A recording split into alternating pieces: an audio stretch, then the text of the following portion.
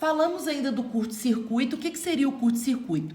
Quando eu tenho aqui um fio, né, paralelo a uma resistência, e esse fio não tem resistência nenhuma. O que acontece? A corrente, ela sempre escolhe o caminho mais fácil. Então, se aqui tiver uma lâmpada e tiver esse fio sem resistência, essa lâmpada não vai acender. Por quê? Porque a corrente vai escolher esse caminho sem resistência.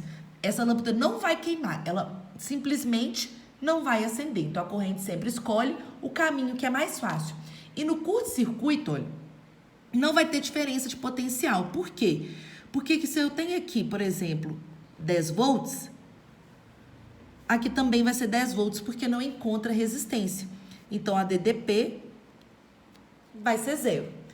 Temos os dispositivos, os disjuntores e os fusíveis.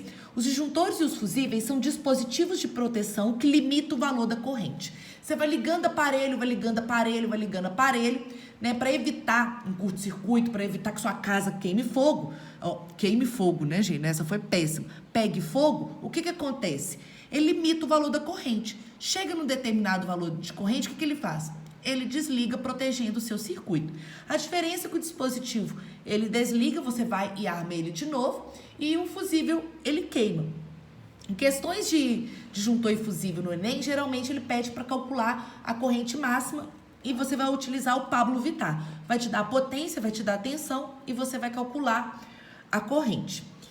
E vimos dois instrumentos de medida, o amperímetro e o voltímetro. Amperímetro mede ampere, então mede corrente elétrica e sempre deve ser ligado em série no seu circuito. E o voltímetro, que mede tensão, né, voltagem, DDP, deve ser ligado em paralelo no seu circuito. Para ter um amperímetro ideal, a resistência dele deve ser a menor possível, ou seja, deve tender a 0. E o voltímetro, para ele ser considerado ideal, ele deve ter a resistência maior possível, a resistência tendendo a infinito.